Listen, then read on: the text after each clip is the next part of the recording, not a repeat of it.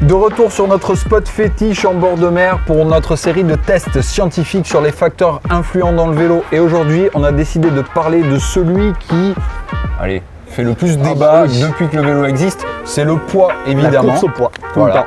Et j'ai décidé, mon lot, de te charger comme une mule. On va voir ce que ça donne. Fais gaffe, ça peut être entendu d'une autre façon, hein, charger comme une mule. On a bien parlé du poids. Ouais, on parle bien de poids, on est d'accord. Allez, on y va.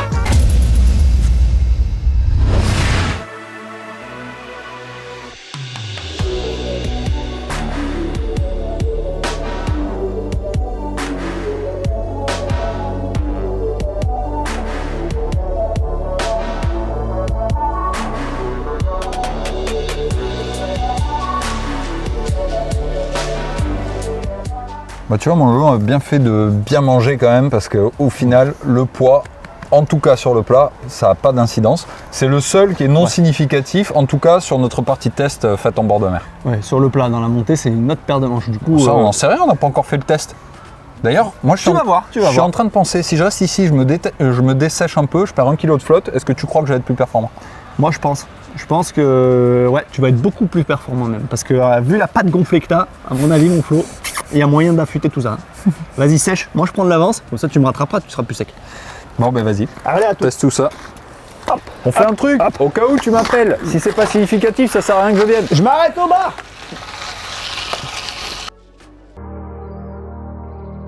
Donc pour tester le poids, on a décidé de faire simple. Je vais ajouter par rapport à ma première montée de référence 2 bidons de 750 ml remplis à ras-bord, ce qui devrait être plus ou moins l'équivalent d'1,5 kg que je rajoute à ma machine.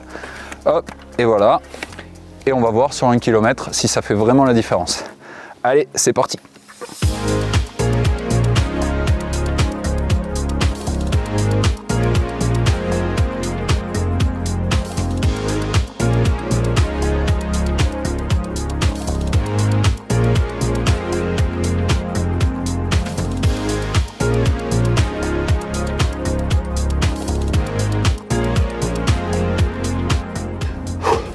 Bon, je sais pas si c'est l'accumulation et la répétition des tests, mais là je commence à le sentir dans les pattes. En tout cas, je vais garder le suspense jusqu'au bout.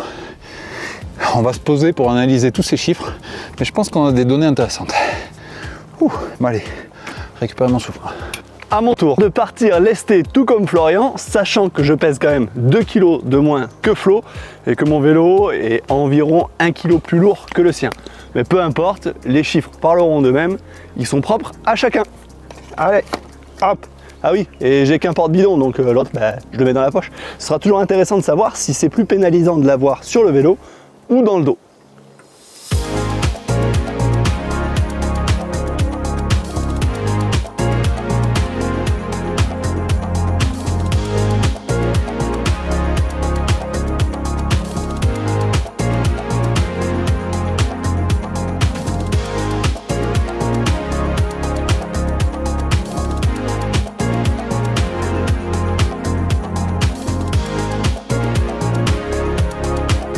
Je suis content d'avoir perdu du poids parce que là j'avais sacrément l'impression d'être collé au parquet.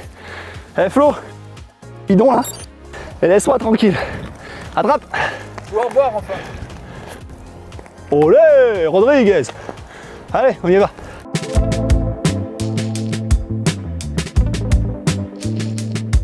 Et on se retrouve pour conclure justement sur ce dernier test, Florian, c'est le fameux poids. Alors est-ce que ça a été si significatif que ça ? Eh bien pas tant, au final, pas tant. On a été plus surpris dans les épisodes précédents sur justement l'aéro qui nous a démontré que clairement il avait vraiment une incidence sur les chronos. Et le rendement. Et le rendement. Également. Qu'aujourd'hui, au final, sur le poids, il n'y a pas un si grand écart que ça. On va en parler dans les chiffres. Clairement, déjà sur le plat, on vous l'a dit, c'était pas significatif, donc ça servait à rien d'y passer des heures.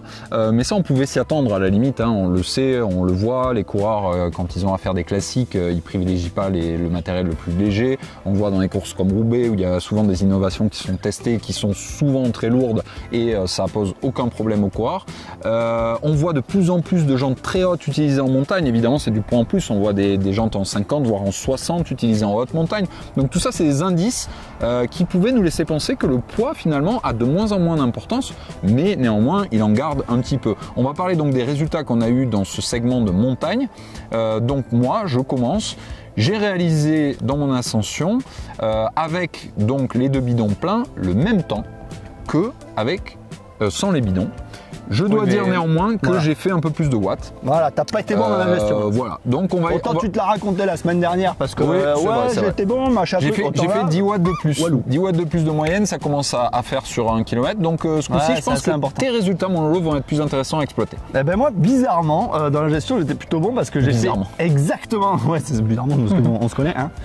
J'ai fait exactement les mêmes watts. J'ai fait 309 et 309 sur les 2 tests. Bien joué. Donc du coup, je suis tombé. Félicite. Écoute, je te rends le pins que tu m'as donné la dernière fois. Voilà. Et bien, au niveau du temps, tu vois, j'ai fait 4,17 et ben, j'ai gagné que 3 secondes.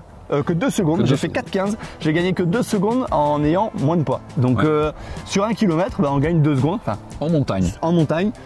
Pour ma part, je gagne 2 secondes sur 1 km en montagne.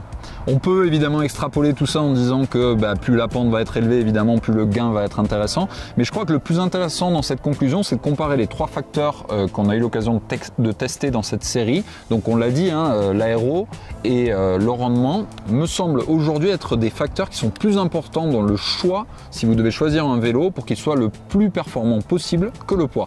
Et je pense d'ailleurs, Lolo, que ça explique le fait qu'on retrouve dans le peloton professionnel des écarts de poids entre les vélos importants. On a entre le vélo le plus léger chez les professionnels, le plus lourd, plus d'1 kg d'écart. Hein. On a des vélos à plus de 8 kg, on les a pesés, et on a des vélos au poids UCI à 6,8 kg. Donc clairement, c'est logique. Clairement, c'est logique. Bon, après, n'allez pas entendre par là, allez tous acheter des vélos aéro, vous allez monter comme Alberto Contador à la grande époque. Non, rien à voir. Il faut privilégier peut-être d'acheter un cadre qui sera plus polyvalent, voilà, plutôt que d'aller chercher un full montagne ou un full aéro. Pour le fun. Hein. Ouais, je pense que c'est un bon conseil, mais vous l'aurez compris, on n'est plus dans les années 90, le poids ne fait pas tout. Aujourd'hui, il y a d'autres facteurs qui ont pris le dessus et clairement, ils ne sont pas négligés. Donc voilà, dites-nous en commentaire comme d'habitude ce que vous avez pensé de cette série de tests. Évidemment, on pourra en faire d'autres hein, si vous nous donnez de bonnes suggestions. Et puis, donnez-nous votre retour d'expérience vous aussi, le modèle de vélo que vous utilisez et si vous en êtes content comme ça.